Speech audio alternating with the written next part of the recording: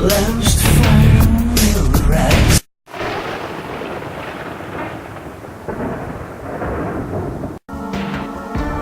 Last fire will rise behind those eyes.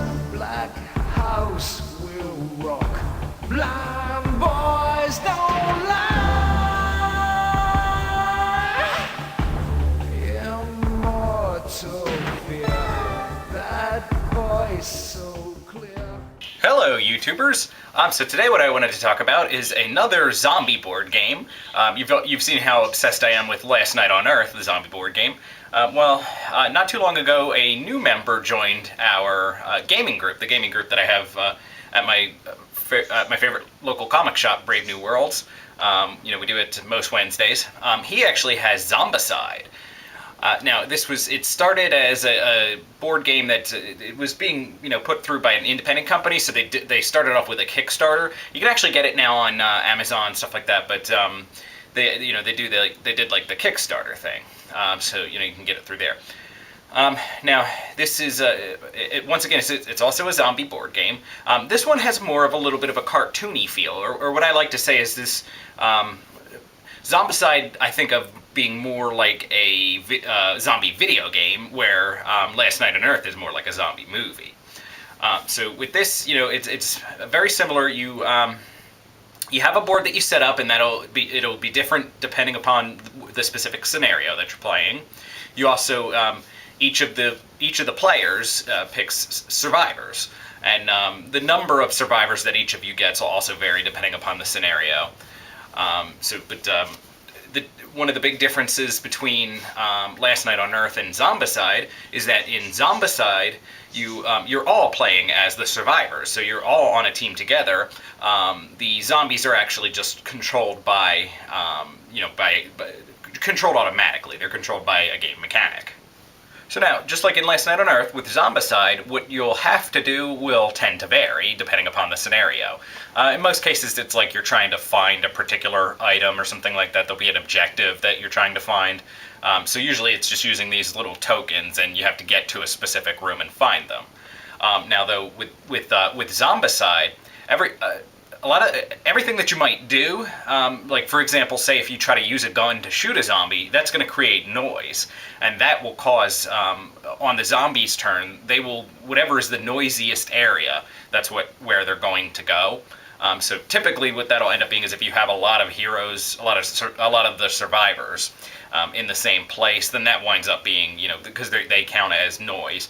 That ends up being the noisiest location, so the zombies will head towards them. When you're inside a building, you can search, and that will give you an item, which could be something completely useless, could be something you're looking for, could be a weapon.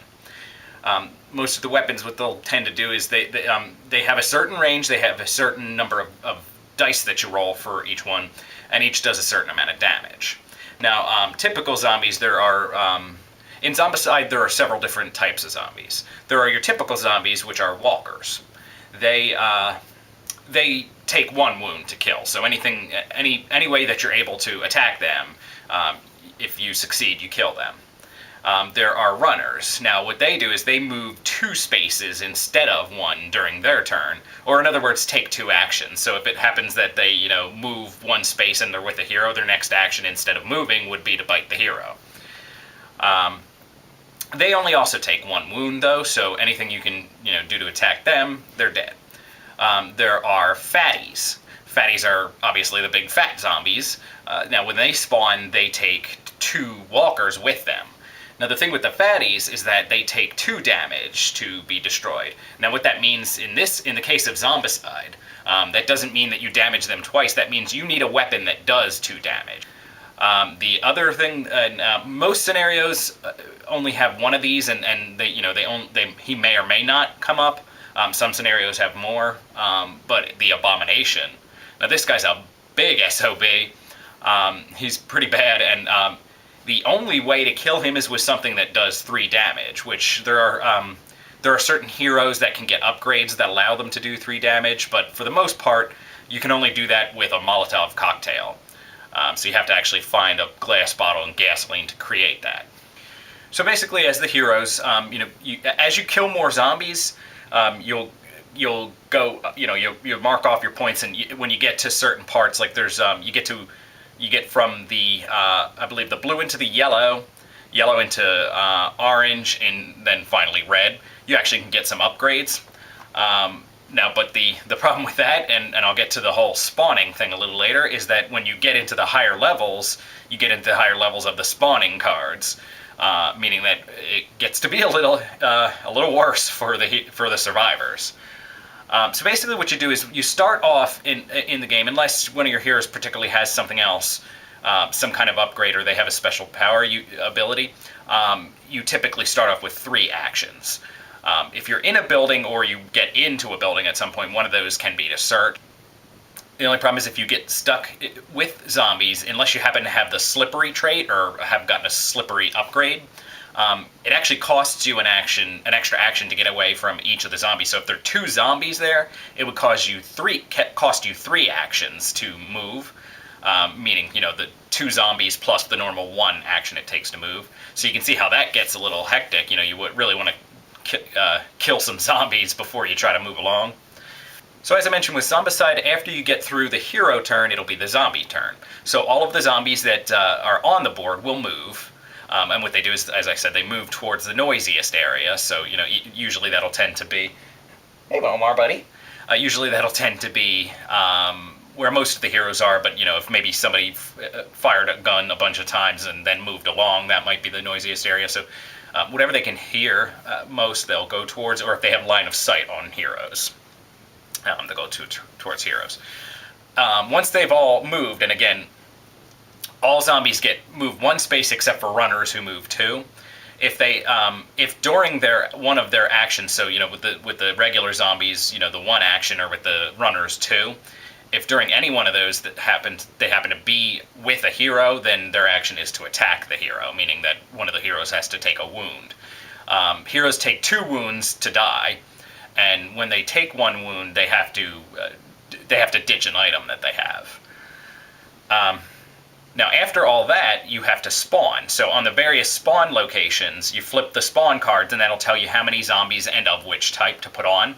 So again, as I mentioned, you almost don't want to kill too many zombies, because if you upgrade yourself too fast, then the spawns get worse. What also will happen in the event in scenarios where you are outside and have to open a door to go inside, once you open the door, that will also spawn the building. So it'll be the same thing. All of the separate spaces within the building, you'll flip the spawn cards, and that's how many zombies and of what type are going in at each location. So I have to say, Zombicide is awesome. It's definitely one I highly recommend. I don't own it yet myself because the 2 of the guys in my gaming group have it. So we've been playing it a lot, but it's definitely one that I'm gonna add to my collection sometime. The one thing that I really love about it is that it's also a zombie game. It's also a lot of fun, but it's different from Last Night on Earth in ways that are perfect, because they really complement each other perfectly in that way. So for example, like I said, in Last Night on Earth, one side's the heroes, one side's the zombies. In Zombicide, you're all the survivors, and you're working together, hopefully, to try to survive the zombies. As I said, with Zombicide, you're more so encouraged to kill zombies. It's easier to kill them, and if you don't, there's going to be too many on the board. With Last Night on Earth, it's a little difficult to kill zombies, but there's a limit to how many are going to show up on the board.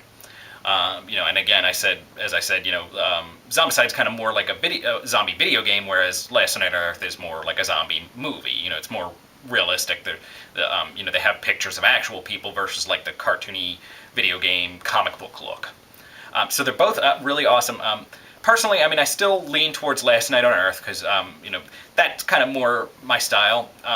But Zombicide is a very close second. They're only I absolutely love both games. So like I said, I definitely recommend you pick both up, and I definitely recommend you play them together. They make a great complement for one another. All right. Thank you, YouTubers. Have a nice day.